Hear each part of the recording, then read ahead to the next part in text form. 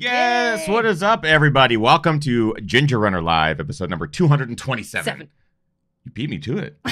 Well done. We are getting up there. That's my line. That's my only line. That's of the it. show. That's all. That's all you have. I'm so excited about tonight's episode. I mean, I think I say that before every episode. Like, I'm so excited. Comment from Peter in the chat room. Are we getting up there? We are. But I am legitimately excited for tonight's show because we have a guest on tonight who we have not had on in a long time. Unjustifiably so. Mm-hmm. Like, honestly, if I had my say, he would be on the show every week. Every day. We would do a daily show and he would be our guest. Yes. One, because he's incredibly talented and knowledgeable in the sport of ultra running. But two, he's got the best hair in the business. I'm not even kidding. His hair is like, it's perfect all the time. Kim's looking at me like, we're still married, right? Yeah. Are you leaving me? For going our on guest's here? hair. Our guest tonight just got back from his Euro trip, participating in UTMB, Ultra Trail Mont Blanc. He's an incredible runner and a really kind guy to take some time out tonight to spend a little bit of it with us. Tim Tollefson is on the show to talk about his experience at UTMB, which from a huge fan of the sport and a viewer's perspective looked insane. Yeah. So he's our first guest that was participating in this year's UTMB. I'm going to be picking his brain like crazy tonight. And don't forget, you get your questions asked as well, because this is live. So welcome, everyone, to Ginger Runner Live, episode number 227 with Tim Tollefson, talking about the 2018 UTMB. The show begins now.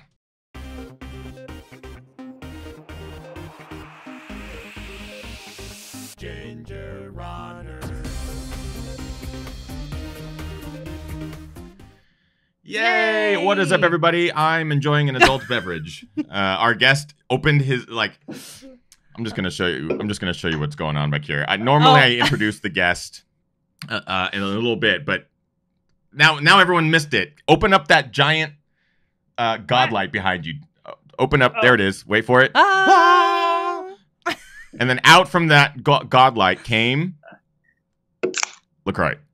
All right. Before we introduce our guest, we get too far into the show. Format is changing. It is changing. I mean, when our guest has a godlight that just produces LaCroix, you got to highlight. You got to start. You open with that. The whole rest of the show is downhill. Welcome, everyone, to Ginger Runner Live, episode number 227. Thank you for taking some time out of your busy Mondays to spend a little bit of it with us. Our guest tonight, an incredible ultra runner, just a talented human, really kind, funny guy. I love what he's been doing for this sport in the last few years. He's an expert in all things medical as well. He deals with a whole bunch of rehab stuff. He just ran UTMB. Like, he's always one of my favorites. He's one of my number one picks to win whatever race he's in. Yep. And UTMB was no exception. We were cheering for our guest hardcore from the Newberry household. Tim Tollefson is joining us tonight, and he's going to talk all about his Ultra Trail Mont Blanc experience this, I guess, a couple weeks ago. What happened at the race? He got, injured, I think might be an understatement, but still continued to push on. The guy has grit. We're going to talk to him about his experience there, the training that led up to it, his expectations at the event, and what came after. I'm so excited to have Tim on the show tonight. It's been a long time since he's been on the show, so long overdue. In addition to Tim, of course, it is myself and the wonderful Kim. Hi, guys. As always, I am in the chat room. So if you guys have questions for our wonderful guest, Tim, ask them in the chat room because we are live. Yes, and you've already pulled a couple aside. That's great. Yeah, we actually have a lot of new viewers. Welcome, new viewers. With us tonight. A lot of people asking what kind of beer we're drinking. I don't remember I'll get to that in a second. Yeah, actually, we'll get to it right now. Yeah. It's a local, it's Rogue. It's a Rogue beer, but it's a watermelon IPA. It's high up there in the percentage, and this is a nice tall glass of it. I'll be feeling it by the end of the show. Show's going to be good. It's going to be delightful. Before we introduce our guest and we get into the show, of course, we have a couple individuals that we like to thank. First and foremost, our Patreon supporters. We are able to do this show and all of our videos, reviews, films, everything because of our Patreon supporters at every level, from $1 on up. So thank you, Patreon supporters. 3 in particular at the top tier. We love to give a shout out at the beginning of each Ginger Runner Live. From Hong Kong, Chris Lee is doing some incredible things for the trail running community there. He runs an organization called Trailblazer. They showcase the local trail running communities, the trails. They bring people together. He's a fantastic human and just summited Mount Fuji last weekend, which is pretty damn awesome. He shared a bunch of photos with us and to the Patreon supporters. Just a badass. Chris, big shout out to you, my friend. Rick Bjarnason is from British Columbia up in Canada, and he and his team at cheekymonkeymedia.ca just redesigned the gingerrunner.com website. I was spent a lot of the weekend pulling things apart and fixing my design elements and stuff like that. They're working hard at implementing all of my notes and stuff like that. They're super solid. So the new website is coming very, very, very, very, very soon. I know I say that every week, but the reality is it's on me because I have been so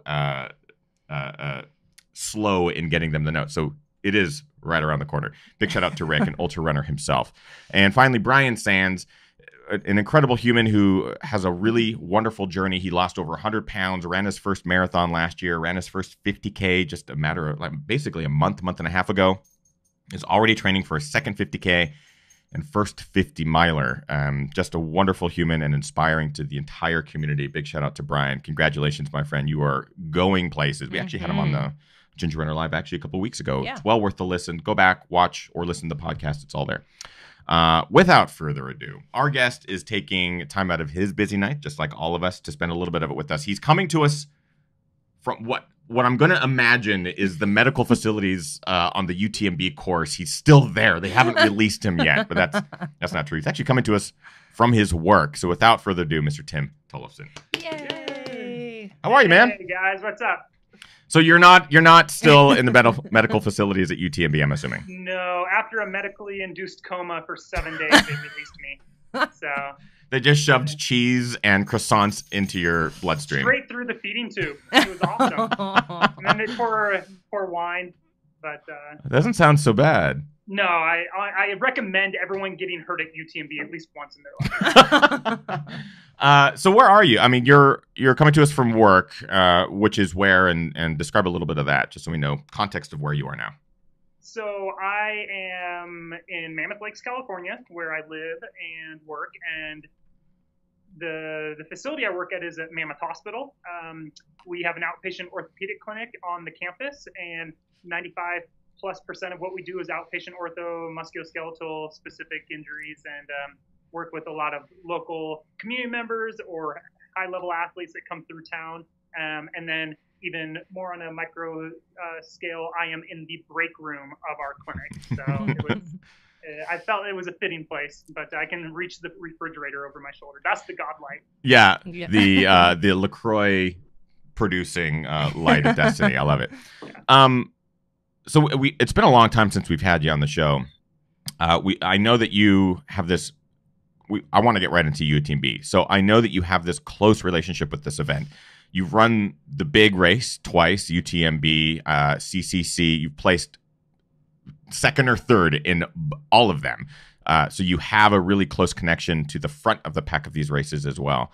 For this year's event, did you go into it with any preconceived notions? Did you feel the best you've ever felt? Or what was it like approaching the 2018 UTMB, and how was it different from the previous goings? Yeah, this year was interesting. I think after two successful UTMBs, naturally you just think, okay, the next one should be better, or that's what you're striving for. And so that's kind of how I envisioned the last portions of 2017, early 2018. I was super amped just kind of to get back to UTMB eventually. And I unfortunately kind of got carried away with training in January and did myself in with a proper injury that derailed my Transgran Canaria attempt for the second time, which that race and I do not get along. Where UTMB, we seem to have a pretty good relationship. Sure. The Canary Islands are just punishing me. But so yeah, I came in really expecting like big things early in the year, but then between the injury in January, kind of a spotty spring campaign, I ended up feeling really run down. I think a lot of different life things were getting, like Lindsay and I were going through some different changes. We were like purchasing a house. We were both, working. She was applying to dental hygiene school. So there were a lot of just life stressors that kind of wore me down. Yeah. And as a result, my historic sort of terrible diet caught up with me as well, where I just felt really pretty crummy a lot of days. And I linked up with Goo Energy Labs, one of my sponsors, and Inside Tracker, and we had blood work done, and it showed that I was severely anemic. So, and this came out in July, and so you're within this year 2 months of my biggest race, and I'm thinking, oh, this is wonderful. Like, wow. I'm not having the dream buildup that I had envisioned, and so I was kind of getting a little, I guess, kind of pessimistic on the potential for the race, but. And then I did Speed Goat 50K in Utah at the end of July, and that was actually when I got my blood work results back, and it showed that I was anemic, and that was 6 weeks before the dance. And I was thinking, okay, this isn't ideal. So I kind of got discouraged, honestly. But then talking with my coach and Lindsay is kind of like, hey, you're going out there to do what you love, which is run around a big mountain. Who cares what the outcome is? Like, just invest in this next month of training, trying to eat well, sleep well, take care of the little things you can. And so that's kind of what I did in early August. And I sort of just put the poor blood work behind me and realized, hey, like, I can still just enjoy this month and have a blast. And it turned out like I ended up having like maybe like the week and a half after Speed Go, I still felt pretty terrible. But then the final 3 to 4 weeks before the actual UTMB race, things kind of turned around and I was feeling better and better every day. I had a couple key good workouts that gave me confidence that, like, by the time I towed the line, I actually felt really confident that I was as fit as the year before, and I was healthy, which was the biggest thing. Like, I wasn't dealing with any injuries. I didn't feel run down, like, after 6 weeks of like dedicated kind of dietary changes and sleep and taking an iron supplement actually. And so I towed the line actually thinking, wow, like, this was a 180 from 6 weeks ago. Like 6 weeks ago, I was thinking, I hadn't even booked my trip. Should I still do it? I was going to go just because if I could just hang out with everyone and experience it, it's always fun. But I was kind of just not in that same place of thinking, okay, I could win this thing. But it turned around, and my limited experience with 100 milers, I think it's, I've realized, capitalizing off of kind of a marathon background, it's better to go into that race undertrained than even 1% overtrained. And that's kind of how I felt this year a little bit, where I didn't have the dream build up, but I did enough to know I was going to be successful in completing the loop. So I don't know, it was kind of a strange year. It's kind of like, I look at like a guy like Matt Centrowitz, a 1500 meter runner for the US. He wins the Olympic gold medal, and then he has like the worst year of his career the following year, like a string of injuries. And it's kind of like, you envision things always getting better, but that's not always the case.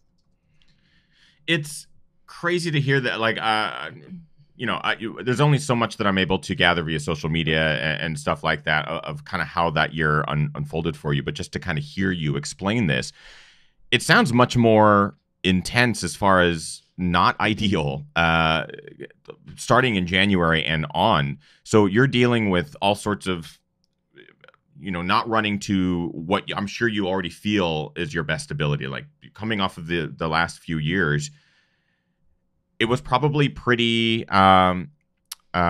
disenchanting, going out for long runs and not hitting the times and the efforts that you were able to do in previous years. So how did, we're a lot of our audience are regular runners. There are a quotient of elites that do watch and listen to the show, but I think for the regular runners in us, the mid-packers and stuff like that, what can we learn from Tim Tollefson going into a year where things just weren't ideal? I think it's just important to always kind of keep things in perspective. Like, we have goals that we write down, and that's a good thing that it motivates us to move forward. But if you can't check off the boxes that are necessary to get there, it doesn't mean all is lost. And if you're so rigid on what you view as a success or failure, I think you're set up for more failure than success. And so if you can be a little more malleable in that, it's helpful. Where I have an idea of what my key workouts are that I really want to hit before a big race. And before Lavaredo was a race that I did in June out in the Dolomites in Cortina, Italy. Like, I wasn't hitting any of those. And I went into that race super unconfident and really just kind of not in a, like, I was in kind of a bad place mentally, but it's kind of like, hey, this is an opportunity that I'm actually healthy. And I think that if you're healthy, you need to make the most of that opportunity where things aren't going to go perfect. And when you do have a perfect build up and race, really cherish it because it's fleeting. Out of the 100 races you sign up for, hopefully you don't sign up for 100 races. Out of the 10 races you sign up for, like in a 5-year span, maybe only one of those is perfect. But you learn something from each individual one. And I think this year was a great reminder to myself that, hey, if I do actually enjoy the process in the training, if the race I roll an ankle like other people have done before the race starts, or if I fall and get a gash in my leg and I can't finish my dream race, that sucks. But I had a blast training for the race itself. Right. So every day that I got out in the mountains with friends or myself, that was worth it. And even though the end result may have been a bust, it's kind of like, hey, I look back and I'm not going to dwell on that. I'm going to focus on all those those daily moments that were a blast. And I'll try and think about that because 95+% of what we do in running won't be in the public eye. So you need to find a reason to be doing this on a daily basis, to get up in the morning when it's dark, when it's raining or snowing or it's sleeting, after work, getting your second run in, all these, none of the glory miles that no one will see. If you don't put that in, you're not going to be able to hopefully have a chance on race day. And I think it applies to everyone from the first place, someone that's winning the race to the back of the pack or to the middle. We all go through the same variables, the same challenges, life stressors, family, relationships, jobs, losing a job, purchasing a home, everything. And I think that just learning to deal with those daily kind of stressors and is an important thing. But I don't know.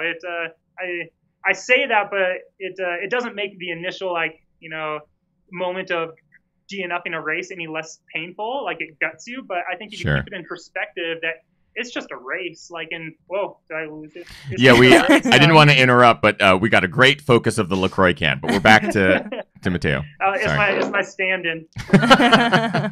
But so I don't know. I think that we can all learn how to adapt to these situations, and really through struggle comes growth. So if you're willing to embrace the struggle, good or bad, something positive should develop from it eventually. It may take a while to recognize how you progressed or you grew, but I think if you're invested in it, it'll eventually come around and highlight what good came of it.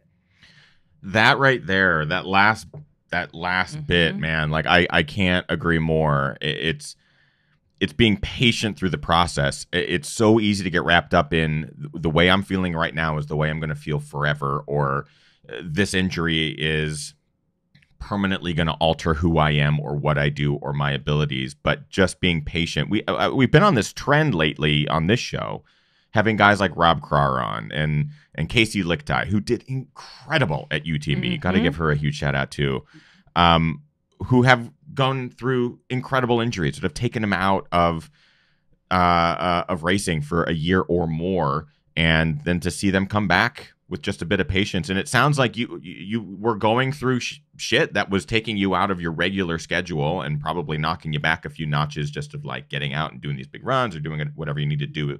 But the enjoyment of the mountains and the patience through all of it seemed to pay off. As a spectator for UTMB this year, it didn't appear that Tim Tollefson was undertrained. It didn't appear that you were having any sort of issues other than the wound. And we'll talk about that as we get into it. And I think a big part of that is that if you, like you said, if you have consistency in your life, you can pull from that where you can get back into fitness a lot quicker. Where I've been very fortunate that I've had limited injuries over the last 17 years of year-round training. Although, it started with cross country and track and field and marathon and then, some baby ultras and then now these bigger ones. I've had that consistency where the base is there. So if I have a string of kind of poor training months, it won't, I feel like I'm always within 4 to 6 weeks of fitness because I always have something below my base. I haven't taken extended months or years of training off. And I'm very fortunate in that fact where UTMB, and we'll talk about it, but I got a gash in my leg and some stitches and it sucked, but I didn't go through what Casey went through or what Rob went through. I'm very thankful that I haven't had these truly career defining injuries that could have either ended a career or challenged you through a year plus. So I almost feel kind of silly to be like, yeah, like I got a cut in my leg, but I think in relative terms, it's just anything that kind of pushes us off the course that we dreamt of and how you respond to that and come back. And I think that it's just something that it's a continual process and we don't always handle it well. But I mean, I deal with a lot of patients similar to I have patients that would be in a similar situation of what Casey dealt with. And, helping them realize that we can't define ourselves only as an athlete. And definitely you can't compare yourself to the old athlete you may have been. That's a very detrimental and dangerous road to go down where it's kind of, okay, focus on what I can do now and what I can do in the future.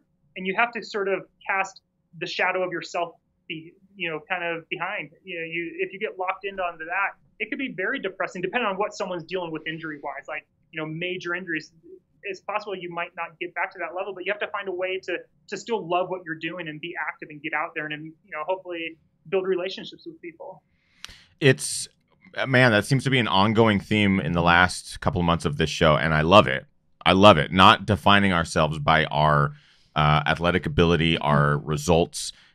It's really difficult in a time like now where we're able to follow the best of the best and you see them perform incredibly well on the day. And it's not just I'm following one athlete and watching them crush it. It's I'm following 20 athletes and watching them all crush it and then taking that and saying I'm not crushing it. And it's so easy to look at who I was 3 years ago and go, I am not that runner. What the hell is going on? Like I'm failing. Yeah. But having to recognize that you're not. Totally. And I think that's one of the dangers with social media is, we're living in this age where you get a small glimpse of someone's almost like the best screenshot of their life in that moment.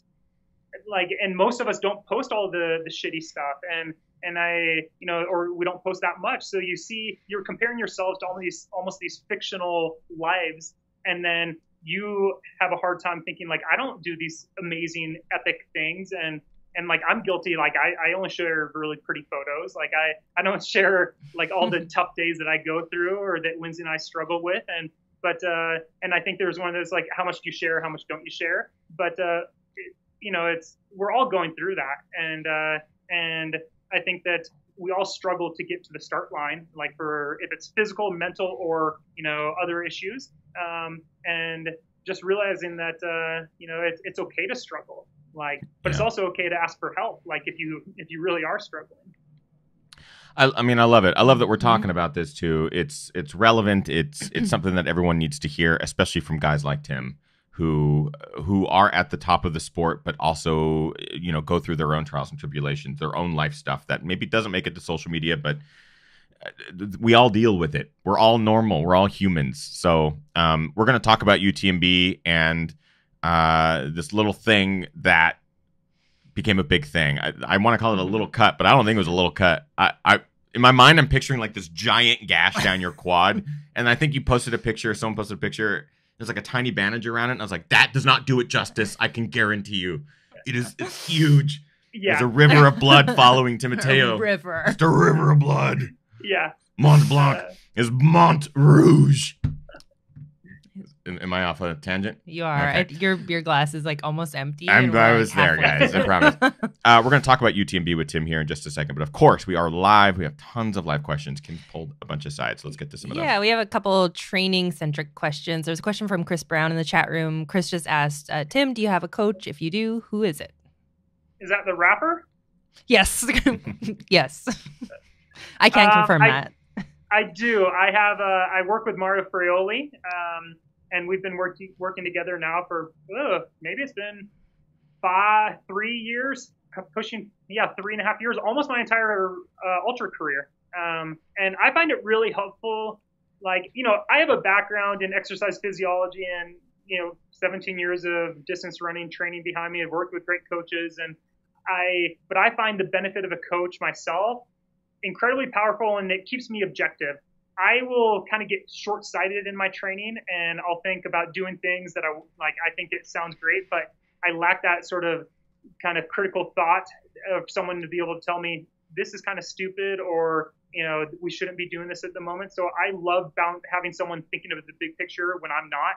And also with a busy life, working full time and relationships with Lindsay and, just trying to do other things, it's kind of nice not for me to think about it as much. Like, I know someone's put in a lot of dedication and care to planning out key workouts, and I will make adjustments as I see fit, but I can trust that he is really taking care of that big picture, which is going to help keep me injury free and hopefully enjoy kind of the entire process. Nice. Go ahead. And if it gets too dark, let me know, because the sun's going down and I don't have a light on yet. So okay, no problem. You're good now. And then yeah. We're gonna get double the views. Yeah, it's gonna be amazing. Keep just going. Use that as the That's the thumbnail. Show. Oh my god, yeah. I'll just do a little animated GIF of Tim slowly undoing his extra views. Question from Brian in the chat room. Brian asks, Tim, how does training for a race like UTMB differ from races in the U.S.? Or does it? So I think that the biggest difference is that a race like UTMB has, I guess it really depends on the race you're doing in the U.S. because there aren't as many races stateside that are popular that have the amount of feet per gain that UTMB has, especially for a 100-miler. But so I think it's rare to find that. And so just on paper, you're looking at a lot more kind of vertical gain per feet or per mile. And so that's a big difference where you have to just kind of prepare for that. And then the long sustained climbs that you don't find in the States as much. You look at the final 50K of UTMB, it's kind of like 50 kilometers with maybe, let's say, about 10,000 feet of climbing, and it's basically just up and down, and then up and then down, and then up and then down. So you're looking at 10, 15, maybe 10, 12K, and then another 10K or so of just like ups and downs. And you typically don't see that in the States. Lake Sonoma would be 50 miles with 10,000 feet of climbing, but it's like Alex Varner told me, it's the death of 10,000 cuts. Like, it's just going to punish you by these rolling little things that you never get a groove on. Where UTMB, you need to be able to do a sustained 2 to 3 mile climb with 2,500 feet and then just pound your quads on the way back down, basically the same thing. And I think that's harder. That's a big difference than a lot of stateside races. Yeah, I mean, just trying to replicate that here in the Northwest, we can find a bunch of climbs, especially just in our backyard, that are 4, 5, 6 miles up. But to do a UTMB style course, you have to just do repeats of those. So I imagine for you, for training, is it sort of similar? You're just trying to replicate these big, long, sustained climbs and descents on maybe 1 or 2 climbs? All about specificity. Like, I think the best thing is if you have a dream race or you're racing the States, look at the profile and mimic that in training. That's the best way to prepare your body, where if you know that the end of your race has a 5-mile downhill on pavement, somehow get that at the end of your long runs so you can prep the body. It's different than if you just finished out with a 5-mile uphill climb on dirt. Like, your body's going to respond totally different. And that's where in the Eastern Sierra here in Mammoth, I have probably the best training grounds in the States to train for UTMB or any of the races. Like, we have endless options of steep, technical, or buffed out trails.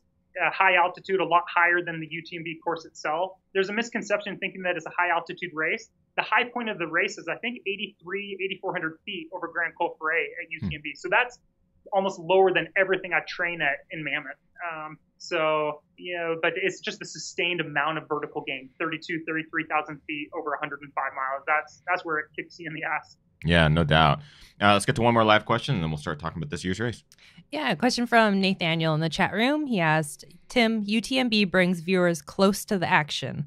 What's your opinion on the coverage? Do interviews at aid stations, cameras following nearby, etc., impact your race? So I want to make sure to touch on this too, purely because this year you did have the wound and the things that were causing your race to go south. Obviously, you didn't want them to go south, but it was covered live pretty much the entire time. So how was that? How was it dealing with a camera in your face and that sort of thing? Yeah, it's interesting. I think that as a fan of the sport myself, I think it's awesome.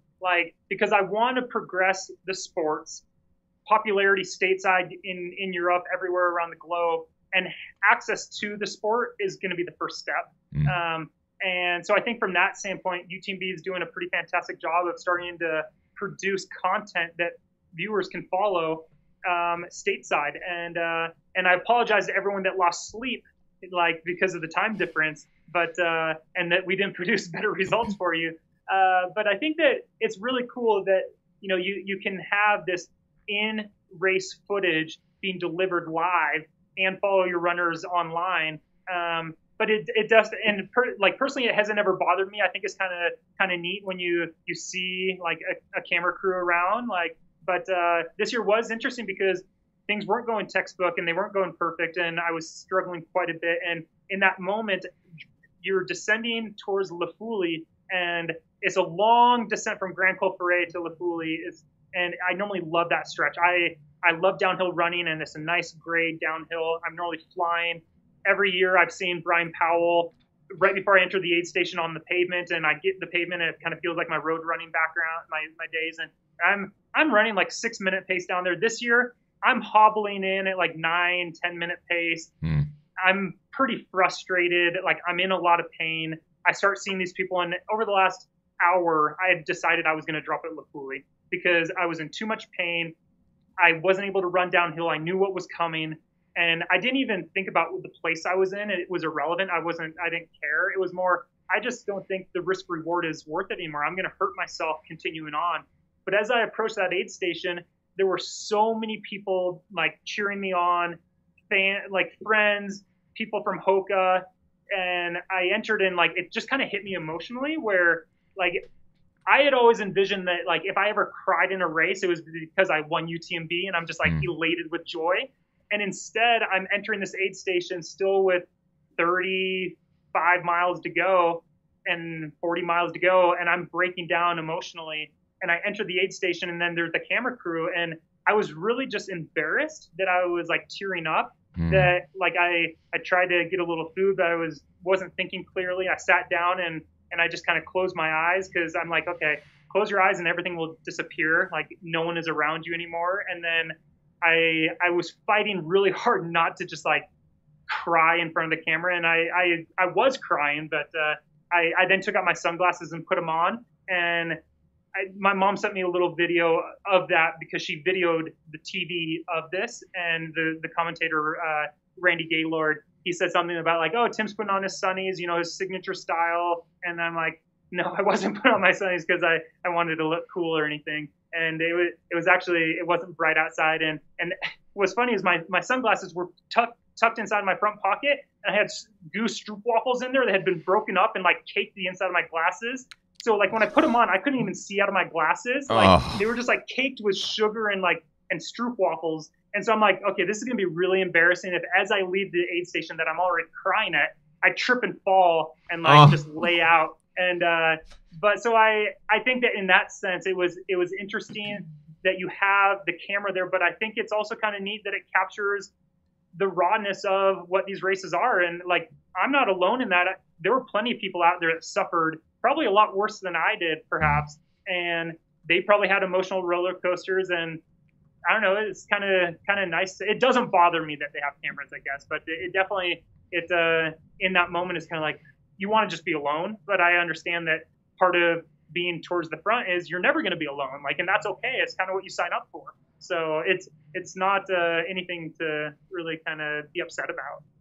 It's an interesting conversation that I feel like we could get you back on the show and talk about just media in the sport. As someone who documents races, who's filmed multiple races and humans enduring pain, including myself, and documenting myself crying on camera multiple times. Just so you know, Tim, it's okay.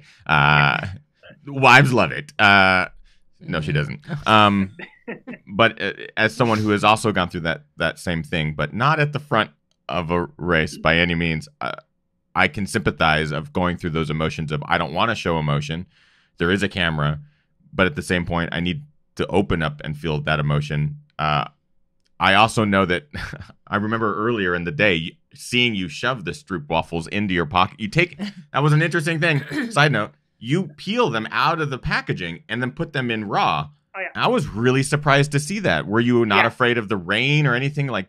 No, legit. I don't like the ease of getting calories into my face is important, and whatever's going to hinder that, I need to eliminate it. And then also, the trash aspect, like just in general, any trash is something I don't want to have to like fumble around. Yes. I would hate to drop it. Yes. So I just immediately take that out. But and typically it's fine. It's UTMB enabled their winter kit right before the race, meaning that we had to have more gear in our bags, and one of them was sunglasses to protect you from the potential snowstorm that was going to come. Right. So my sunglasses, like, well, I don't know where to put these, so I put them in the front pocket. So that was a sort of just a gear faux pas that I did. I shouldn't have put them there with my stroopwafels, but yeah. I can't believe you did that. I'm going to give you a second to turn on the light because now I'm realizing it is getting a little moody up there in Mammoth Lakes. Should I leave? Turn the microwave on. Turn on the God light. Get that LaCroix going. Yeah. Let's see. Whoa, that's bright. There we go. That's going to be much better though. Is that better? Oh. Yes, 100%. So I want to start talking about the race itself. You are towing the line amongst some of the best in the world, both men and women. Alex Nichols, Kilian Jornet, Jim Walmsley, Xavier, Zach, of course, Zach Miller. Just some of the top runners in the sport. What was it like this year to do that? Were you nervous? Like, does Tim Tollefson get nervous at the start line, especially for something where there's how many thousands of people behind you waiting to also run around this mountain? Like, what is it like at that start line? I think it's incredible. There's so much energy, and I view it as positive energy. So I have never been nervous on the start line. And I think some of that comes from sort of, a life of experiencing kind of trying to race on a big stage or racing on a big stage and dealing with the nerves and seeing how it can torpedo and derail everything you want to accomplish by letting it get the best of you. Right. If you can harness a little nervous energy as positive, if you let it control you, it's just kind of this virus that takes over, and you're not going to have a sound mind. Your body's going to start to falter. You're going to make little mistakes that become big issues later. And I think I learned that from some track and field races, some marathon experiences that didn't go so well. And so now, to me, it honestly is that if I've done the necessary prep and training to feel like I can at least finish the event, then there's nothing to be nervous, and I am actually genuinely excited on the opportunity just to get out there. It's like, okay, this is finally going to be the payoff for all of these months of hard work, and it should be celebrated. So, and looking at the star-studded field, I think it's almost just more cool. It's like, hey, you're hanging out with these guys that you've always looked up to, and but I don't see any reason to be nervous. But also maybe that's because I don't value I really don't see I don't have too much personal self-worth tied to the end result. So if I DNF the race like I did, I'm not gonna be gutted for the rest of the year. I move on. And I want to do really well. I want to win that race. It's why I keep training and putting in all of this work year after year. But if it doesn't happen, it's not going to define who I am. And I think that's an important thing where if all you care about is the end result, there's so much more to be nervous about because it's all riding on that single day. Yeah. But the race is pretty exciting. You have a helicopter overhead providing coverage. You have snipers on the rooftop. The gendarmerie, they're out there basically legitimately. They're providing security. Wow. The music, the dramatic music is something that really I think gets people really amped. If you haven't heard that song that they play, you can find it YouTube or Google it, UTMB theme song. But or just watch the live stream because they loop it. They loop it. It's amazing. It drives you nuts. Yeah. But I think they basically just create this emotional volcano that's just waiting to erupt, and it's pretty cool. But then sometimes stuff like what happened to Alex, that sucks. You should not be tripped 10 meters into a 105-mile race, but people are just overzealous, and that's where I think it actually makes sense. If you're on the front line, get out at 5-minute pace so you don't get into trouble. Throw in that first little surge, and then you're good. But I don't know. It's pretty cool, actually. And this year, it was kind of fun. Kilian and I were sitting on the second row. We let some other people just line up in front of us, and we were just chatting. And And he's a really down to earth guy, and is neat to see that despite his success, he isn't like he's not this narcissistic kind of guy that is too big for anyone. You know, he's just a super chill dude that is willing to chat, and I think he's happy to. But so we were hanging out on the second tier of the front of the starting line. Mm-hmm. It's like we didn't need to be, on that front. We felt like it was kind of a nice place to hide. Yeah, I mean, it's a 100+ mile race. You don't need to run the first 100 meters at 4-minute mile pace. So I'm really curious. This year, for sure, watching and spectating from afar, it was obvious the amount of carnage. I know that there was weather forecasted early on. They didn't reroute the course this year, which I know a lot of people were really thankful for, despite the weather. How did this carnage come about? So we can talk about your story, but I know that this has affected numerous runners out there. Everyone suffered from the front to the back badly. So what was it about this year? And how did it contribute to yours? I think that in terms of the front of the field, conditions were better than last year. It wasn't as cold. It didn't rain as hard or as long. We didn't have snow. It wasn't as muddy. So I felt like conditions were pretty great for an ultra. Like, they were challenging, but they were manageable. Like, nothing, if you used your gear properly and if you budgeted your energy, conditions weren't going to be an issue. Right. The front of the field was just dismantled for a variety of reasons. Alex takes a spill 10 meters off the line, ends up catching up with him. Killian got stung by a bee the morning of. It's kind of like, I think maybe like one of the other sponsors hired that bee to attack Killian in his chalet before the race. But like when I heard that, I was like, you got to be kidding me. He didn't drop out because of a bee sting. And there's like, no, he actually did. So there were freak things like that. And I think that on paper, people may say that it was such a deep field up front that they ran themselves into the ground and took too many chances. And that may be true for some people. But I think that, like myself, I never got an opportunity to run myself into the ground the way I wanted to. Like, I felt like I ran basically 50 miles at 105-mile budgeted effort and then hobbled another 35 miles, 37 miles. And so, like, I never actually, like, dipped into the well that I wanted to. And I think that there may have been some other guys, that did themselves in training. So they were cooked on the start line. And maybe some other people were actually aggressive in the race and kind of paid the price. But it was just a strange year where you compare it to 2017, where conditions were harder, the field was just as deep, and you expect someone to drop out. I think in 2017, not a single elite runner dropped out. Right. And if you made one little mistake, you went from 3rd place to 7th place. Like, this year, every elite dropped out pretty much. And what was cool is it allowed some amazing other athletes to end up on the podium and fulfill dreams. So I think that's really rad. And Xavier still put on a clinic. He showed that he's an amazing 100-miler. Completely. But I don't know. It was fascinating. Like, and I can't explain it. It's almost like the mountain decided, hey, I'm going to humble all of these, these runners. And it was out of, just stars were not aligning. But it was frustrating to view as a spectator because you're just like, yeah.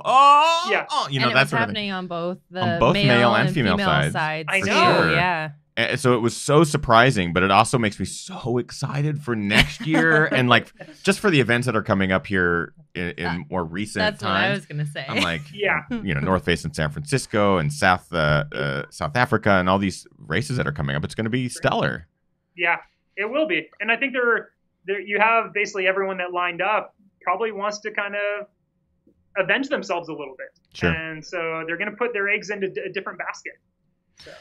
So let's briefly talk about what happened. Let's talk about the leg wound and how that contributed to, unfortunately, not finishing UTMB this year. Yeah, so early on in the night, basically we got to Lake Contamine right as night fell for us. And I was running with Xavier and basically went over the next 2 big climbs as it was starting to pour rain and there was low visibility. And the two of us were just kind of working together, and it was nice to have a little pack of, like, he was actually kind of chasing me a little bit, but it's kind of like we were close enough that it felt like, you had company out there, and things were going well. one thing that it kind of highlighted was everything Mario and I am doing to try and make myself a stronger climber, which has always been my Achilles heel and my weakness, is paying off, because the climbs early have never felt that easy to me. And it's like, okay, like my kind of thoughtful like approach to training this summer of less miles and more vert per mile was paying off. And then Xavier and myself went over Col de Gnome, and you're starting to descend into Les Chapeaux, which is about the 50K mark. And I would say is probably around 26, 27, 28 miles, somewhere in there. He and I were descending, and this real kind of steep, jagged, rock-laden single track that you're going down, crossing little creeks. And it was nighttime. It wasn't raining anymore, but everything was wet from the rain. And he was right in front of me at this point, and we crossed a creek, and it was hooking right. And it was one of those, like, the trail, like, hooks right around to the right sharply, and there were just rocks, like, all throughout the creek. And so you have to kind of, like, either hop the entire thing or step on a rock and go across. And so I while we're going pretty quick, I chose my rock to step on, and I stepped on it. And as soon as I stepped on it, I felt it shift. I was like, oh no, this isn't good. And so I did one of those, my feet slid out, and I basically just kind of did that like banana peel thing where your feet come out to the side and you just slam down. And I'm thinking, okay, this sucks, but no biggie. I popped right back up. I start sprinting after Xavier, and then I start feeling something run down my leg, and I'm like, okay, that might just be, some water from the creek. I put my hand down, I raised it up, and it was just completely soaked in blood. And I was thinking, okay, that's not good. And so I ran the next maybe 100 to 200 meters with my hand holding the area, thinking that maybe it'll just kind of clot it up and stop it. And then I take my hand off, and it's still just completely bright red. And we're all, via headlamps at this moment, at this point, because it's early in the night, probably 11:30 at night or so. And so I thought, okay, well, it's bleeding pretty good. I'm probably a mile and a half from the aid station. I need to stop. And so I stopped, which when you stop, like at the front of the field, it's always kind of a horrible thing to feel, where it's like every second that's clicking by is a lost opportunity to stay in contact with the leaders.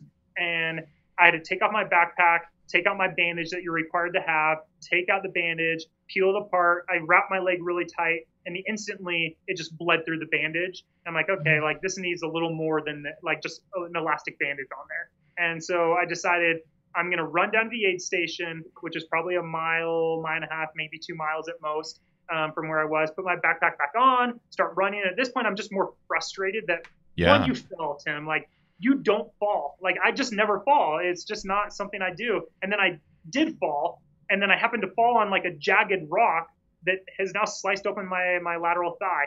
And so I eventually get down to the aid station, and I run in, and there's a gear check, so you have to take off your backpack, and like they ask for a few different items in your kit that you have to show. And then I asked them, I was like, hey, medical, can I get a doctor? And so they directed me into the medical tent, and they were wonderful, but in the heat of the moment, I was like, everything was taking so slow, taking so long. And I was thinking, like, in my mind, I knew exactly what I want to do. So I like kept reaching for the stuff to take it from them. They're like, oh, no, you can't do that. Like, we're going to bandage you up. But I'm like, no, I want to do it myself. I'm going to put steri strips here. I'm going to put some gauze on here. I'm going to wrap it really tight. And they eventually did all of that. But like, I had to kind of, let them do their thing and respect their authority. And they were wonderful. But by the time I got out of there, and in that moment, I was thinking, okay, part of me thought your race is over, but then I immediately extinguished it. I thought, no, there's a long ways to go. I'm only 50K in. So much can happen. Just completely destroy that negative thought. And I did. And then I thought, think about all the things you can do correctly moving forward. Like you can still focus on, running smartly. You can get your nutrition in. And so I started going through all the things that I need to manage, and I kind of put my effort there mentally. And unfortunately, then I made a big mistake where while they bandaged me and we're at the aid station that we hadn't had supplies for a while, I didn't get any extra supplies. So I left the aid station without taking the nutrients that I should have when I was just thinking clearly, like you need to manage all these things. I immediately did not manage the things properly. Oh, no. And I think it was just like, it was hard to stay in a good mental space. And I left that aid station pretty like furious that I had fallen, and like I had a lot of rage, I think. So I was running pretty quickly, and I'd lost a couple spots to guys also, and I passed them on the road leaving the aid station. And so I burned probably a match or two going too quick out of that aid station. And in hindsight, it's kind of like, dude, you had so long. You should have just like trotted out of that aid station, gotten your composure. But in the moment, I just kind of let rage get the best of me. And Of course, yeah. And I think that also, maybe on a positive side, it masked the pain. Like the adrenaline was still going, so I wasn't feeling anything. Like they were poking and prodding me. I was like, yeah, it feels great. Like, let's go. And then like 5-10 minutes later, as things started to calm down, I'm like, oh, wow, that hurts. Like that does not feel that good. Like every time I step down, it's kind of like I could just feel that little, maybe big incision just kind of separating a bit, you know? And so it wasn't ideal, but then I think that like I put the fall behind me and I didn't think about it anymore. Like it was kind of like what's done is done. You can't change it. You can totally derail your race and try and focus on the things you can. And so then moving forward into the night, like I tried that, but I think I was having a hard time mentally like staying really sharp. And it may have been the pain that was kind of like masking that ability, but I was starting to make little mistakes I don't make. Like I fumbled and dropped a water bottle down a little cliff that I had to like climb down and get my water bottle and come back up. And it's not a big deal, but it's one of those like kind of demoralizing, like just little things that start to kind of be pebbles in your shoe that build up into bigger things. And so I think I started kind of losing that clarity like every hour that went on. And then at the same time as my like mental clarity was kind of diminishing, like my pain was escalating. And so it was sort of this like things just got less and less fun as the night wore on. But like I was determined that I wasn't going to stop until I had to stop. And but that was the fall itself. It was something where they wanted me to stop and get stitches right away, and I basically pled with them, no, let's just strip this up really tight, wrap it as tight as you can. And they actually wrapped it a little too tight where I had to stop at one point and like undo it because I could feel like tingling. Yeah, down my legs. Like, okay, that's not good. But it was one of those. It's just kind of like, I guess you run, you do these events enough, or you run in the mountains enough. At some point, your luck is going to catch up with you, and you're going to take a bad fall. Like, and the frustrating thing for me was that it felt like such a trivial little thing. It wasn't even a super technical section. But that's where a lot of people fall, I guess. Like a mile from home, you've gone down the gnarly stuff, and then suddenly you fall on the sidewalk somehow. I felt like I was running down like, you know, kind of a sidewalk, and I somehow fell. And but it also was humbling. It's like, hey, we're all vulnerable. You can't let your confidence get the best of you. I think my worst injury was a 1/10 of a mile from the car after one of the most technical long runs I've ever run. The worst injury, but. So you ultimately decided to not complete the race. Do you think this was a culmination of all of these ingredients, the injury mixed with the mental side of things? What was the ultimate deciding factor for you to just go, this is it? Not this year. I'll come back next year or whatever. I think it was that I left Champex-Lac at about mile 75 or so. No, longer than that. But I left Champex-Lac, and maybe it was 75, and I headed into a part of the course. It's always a challenge for me. The Bovine climb has always been my toughest part of the course. And this year it was tough, like always. But what was really, I think, eye-opening was even like leaving Champex-Lac is a nice gradual descent where I caught up to Zach at this point, and he didn't know I had fallen. But later we talked about it, and he's like, oh yeah, I saw something on your leg, and he's like, and you were barely moving, like what was wrong? I was like, yeah, I just couldn't run downhill. And this was like a 2% descent, and I could barely even run. And knowing what was laying ahead and how much pain I was in trying to go down a 2% kind of grade, I have ultimately, as I got over the Bovine climb, I decided the risk reward here is not in my favor. Like if I finish, regardless of place, I could have held on to 4th or 5th place, whatever I was in, or if I had slid to 400th place. Finishing, what's it going to mean for you at the expense of maybe doing further damage to your leg? And because of the amount of pain I was in, I decided it wasn't worth it. Like, I'm not the type of person that's going to let a DNF haunt me. I'm okay with the DNF. Like, it's not something I avoid at all costs. Like, I don't take it lightly, but if it's at the expense of my health, I'm going to DNF every day. Like, I'm just not going to risk it. So that's what it came down to ultimately. And I sort of, like I got, but it was tough also, but I actually wasn't quite at La Guillette, which is the aid station I dropped out at. I stopped and took off my pack, and like taking off my pack almost symbolized like your race is over. And then I took out my waterproof pants and my waterproof jacket, and I put those on, put on my gloves. And it's kind of almost like I was burying myself basically like for that day. Like, you know, it was just kind of the final nail in the coffin. And then I had about a mile walk to the aid station. And like the nice thing is there were some hikers of the TMB that are just doing it on a 4 to 7 day tour. Yep. And I got to chat with some people, and it kind of helped remind me in that moment where, to me, it was kind of like how raw and immediate that moment was. This was the worst thing that could happen to me. But then talking to other people immediately kind of changed my focus. Like, hey, like this is a race like that I signed up for. Is not a life defining thing. And there's so many other things that I can enjoy about this, like chatting with these people from around the world that were doing the TMB. It's kind of like I try to let that take my focus for the rest of the day, like, and take it off of this pity party that I can have up for myself. So, yeah. So how many miles did you end up running on the wound? I would say I fell at about mile 27 and I dropped out at 87. So I made it like 100K. That's insane. Like let's be totally honest. That's amazing. I know in retrospect, it's very easy for us to go, hey, dude, look at what you accomplished.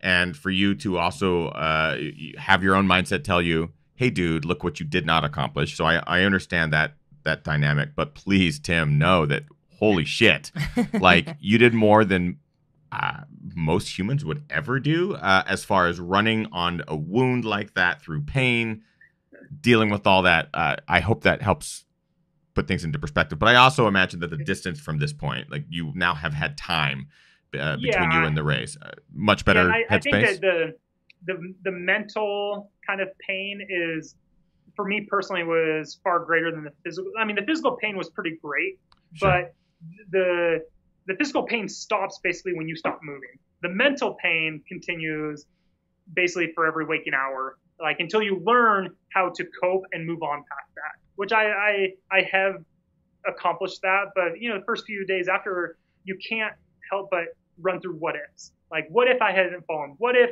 Xavier he went on to win? I was right with him. I was, you know, all these things. But I think that's a great way just to completely derail any sort of progress that could be made, or even the acknowledgement of what went right. Like, so much went right in that race, and I can pull from that, even though the end result was far from what I would hope for. But I'm walking away stronger and more prepared for the next preparation, like the next attempt. And I think also part of the reason I went so far is the race does mean a lot to me. Like, and I wanted to respect the race and all the volunteers and all the people that put on that are involved with the organization, all the people back home.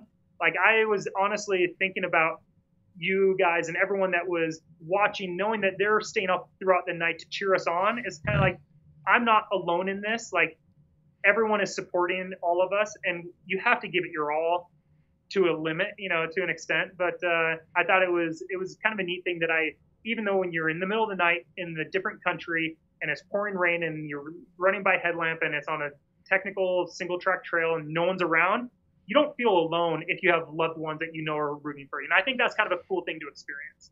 And maybe this year I felt that more than I've ever felt in my career. And it's something I'll definitely cherish. Like, and all the love and support people poured out towards me afterwards. Like, it was very, like, I don't know, it was very comforting knowing that, like, people honestly do care. Like, and where sometimes I think it's just kind of a silly sport, it kind of highlights that, like, we're all in this silly sport together and we're all supporting one another. And it's kind of a neat thing to go through that. So, I don't know. It wasn't the end result, but it was definitely a journey worth taking this year. I got to commend you on the perspective for sure. Yeah. I can only imagine that there's probably still moments that you go, LaCroix. I missed you. There's got to be moments that still pop up that, you know, you just go, fuck, what if things had happened differently? Or what if I can understand that. And I imagine those will continue to pop up over the next year or whatever. But this perspective is amazing, man. And I think we can all learn from it, because very, very few of us ever get to run at the front of a pack, especially one on such a global stage in front of cameras amongst some of the best on the planet. So that trickles down to us, those of us who are normal runners, and I love that. So thank you for saying that, Tim, and thank you for just kind of putting that positive message out there. We are keeping Tim for a very long time. He's got very limited time, and I want to make sure we have just a couple minutes with him for the post show for all of our Patreon supporters. So we're going to wrap up this main show here. Tim, I want to finish with 2 questions. One, are you going back next year, or do you have plans to do something else this year? Sure. Going back, yes, next year? Yeah, I definitely will be going back next year. Sorry, Lindsay. She wanted me to be done. Like, she lives and breathes UTMB as much as I do because I'm obsessed with it. And, like, you know, it's sort of like my own personal little unicorn that I'm chasing, where I want to have that dream day. Like, I want to win the race, and that's what keeps me coming back. But do I need to win the race? No. Like, can I continue to enjoy the process, or will I? Yes. But it is what drives me into putting in kind of the ridiculous training that is necessary to try. And do I need to be the first American? No. Like, I wanted Zach to win so bad. Like, Yeah. I was so happy for him. And then when I passed, like, one of his crew told me that he was like walking down the trail. I was like, no. Like, I was heartbroken for him. But I will go back, and next up this year, I'm going to do a few cross-country races this fall. Sweet. I like to switch it up and go back to the short, fast punishment that cross-country offers. And then I'm right now thinking about maybe one more ultra this year, kind of looking at Ultra Trail Cape Town or TNF. I'm not sure. So it's I'm kind of on the fence right now. So, but as Killian would say, why not the both? Why not both? I know. He said that. I'm like, oh man, he would do both, but he would. Not all of us are freaks like he is. He might. Like, he's the kind of guy that would just show up at both of those and go, I am going to win today. Yeah. And then do it.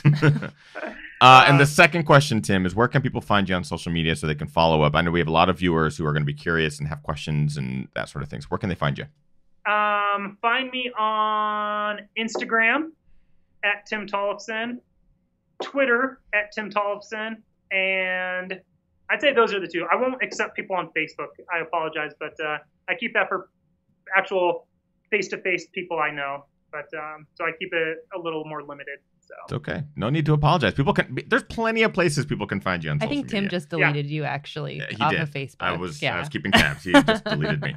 A big thank you to our guest tonight, Tim Tollefson, for just sharing the experience and sharing the knowledge. I mean, helping those of us who deal with these sort of things on a regular basis just learn how to tolerate and get through these sorts of things. Having a rough year of training, but still being able to go and perform on a global stage, and having things out of your control pop up that take you out. I commend this guy, and to have him on the show tonight was just wonderful. Couldn't have timed it better, really. So big shout out to Tim Tollefson for joining us on tonight's Ginger Runner Live. That is it for this episode. If you are a Patreon supporter from $1 all the way up, we will see you in just a couple seconds because we're going to do our post show. Very quick show because post show because we only have Tim for about 90 more seconds. No, we'll do a couple minutes. More. Yeah, we'll do a couple rapid fire questions with him, but we won't keep him too long. That being said, go to patreon.com/thegingerrunner for as little as $1 a month. You support this show, the reviews, the films, everything that happens on this channel. You help make it happen. So thank you to all of our Patreon supporters. We'll see you guys in just a second. That is pretty much it. Am I correct? That's it. Thank you, guys. Yep. We'll see you next week for episode 228, Ginger Runner Live, every Monday, 6 p.m. Pacific. That's it. Get out there, train hard, race harder, and party the hardest. I know I am. Bye. Bye.